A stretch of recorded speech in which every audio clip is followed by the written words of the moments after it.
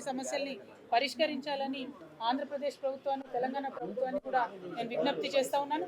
ఈ నెల 25వ తారీఖున నరేంద్ర మోదీ గారి ఆధ్వర్యంలో 4 రాష్ట్రాల సమావేశం ఉంది.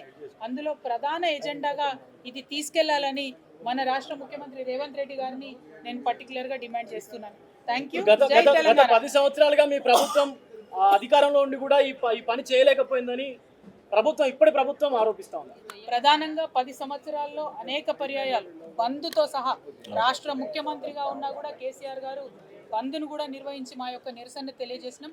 ఆనాడు చంద్రబాబు నాయుడు గారితో అలయన్స్ లో ఉన్నారు కాబట్టి 7 మండలాలు తీసుకున్నారు. మళ్ళీ ఇవాళ చంద్రబాబు నాయుడు గారితో అలయన్స్ వచ్చింది కాబట్టి గోదావరి నుండి బనకచెర్ల వరకు గోదావరి నీటిని జలదోపిడి చేసేటటువంటి ప్రయత్నం జరుగుతూ ఉంది. అధికారాన్ని దుర్వినియోగం చేసి భారతీయ జనతా పార్టీ తెలంగాణ ప్రజల మీద కక్ష సాధింపుకు పాల్పడుతున్న విషయాన్ని గమనించాలి. మరి ఆ కక్ష సాధించేటటువంటి సందర్భంలో కేసీఆర్ గారు నిలబడి అనేక పర్యాయాలు మాట్లాడినా కూడా ప్రయోజనం లేకపోయింది.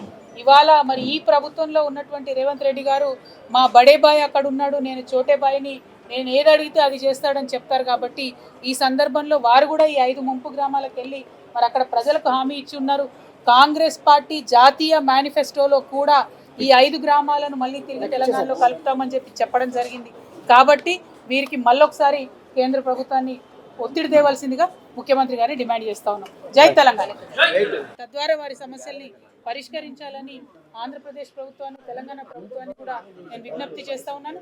ఈ నెల 25వ తారీఖున నరేంద్ర మోదీ గారి ఆధ్వర్యంలో 4 రాష్ట్రాల సమావేశం ఉంది. అందులో ప్రధాన ఎజెండాగా ఇది తీసుకెళ్లాలని మన రాష్ట్ర ముఖ్యమంత్రి రేవంత్ రెడ్డి గారిని నేను పర్టికులర్ గా డిమాండ్ చేస్తున్నాను.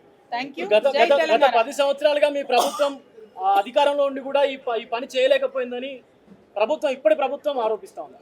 ప్రధానంగా 10 సంవత్సరాల్లో అనేక పర్యాయాలు బంద్తో సహా రాష్ట్ర ముఖ్యమంత్రిగా ఉన్నా కూడా కేసీఆర్ గారు బంద్ను కూడా నిర్వహించి మా యొక్క నిరసన తెలియజేసినాం. ఆనాడు చంద్రబాబు నాయుడు గారితో అలయన్స్ లో ఉన్నారు కాబట్టి 7 మండలాలు తీసుకున్నారు. మళ్ళీ ఇవాళ చంద్రబాబు నాయుడు గారితో అలయన్స్ వచ్చింది కాబట్టి గోదావరి నుండి బనకచెర్ల వరకు గోదావరి నీటిని జలదోపిడి చేసేటటువంటి ప్రయత్నం జరుగుతూ ఉంది. అధికారాన్ని దుర్వినియోగం చేసి భారతీయ జనతా పార్టీ తెలంగాణ ప్రజల మీద కక్ష సాధింపుకు పాల్పడుతున్న విషయాన్ని గమనించాలి. మరి ఆ కక్ష సాధించేటటువంటి సందర్భంలో కేసీఆర్ గారు నిలబడి అనేక పర్యాయాలు మాట్లాడినా కూడా ప్రయోజనం లేకపోయింది.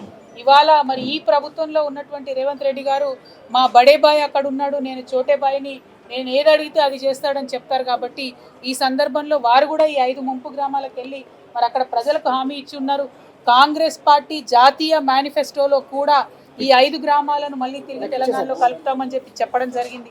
కాబట్టి వీరికి మళ్ళొకసారి కేంద్ర ప్రభుత్వాన్ని ఒత్తిడి తేవాల్సిందిగా ముఖ్యమంత్రి గారిని డిమాండ్ చేస్తా ఉన్నాం. జై తెలంగాణ.